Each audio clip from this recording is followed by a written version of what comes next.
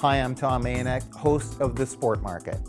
If it's too early to institute an outright ban on headshots in the National Hockey League, including the requisite ban on fighting, it certainly can't be too soon to conduct a comprehensive review of the issue by the NHL and the NHL Players Association. That's especially true after the third death of an NHL enforcer-type player in less than 4 months. The suicide of recently retired Nashville Predator tough guy Wade Belak simply cannot be dismissed, coming as it does 3 weeks after the death of Rick Rypien and 4 months after the death of Derek Boogaard. 2 deaths of guys well before their time may be a coincidence, but 3 are too tragic and disturbing for the NHL and the NHLPA to ignore. There's already sufficient evidence to suggest causal links between concussions and depression, not to mention anxiety disorders and other mental health issues.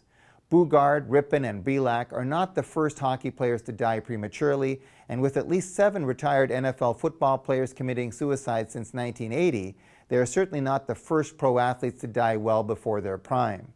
If nothing else, the NHL has to take this issue, that of headhunting, whether by illegal hits to the head or through fighting, more seriously than it has at any time in its history. Not doing so violates every rule of common sense, not to mention employee safety and health. To me, zero tolerance on at least headshots is the answer. With that, a potential ban on fighting. Of course, given the league's track record on this issue, don't hold your breath.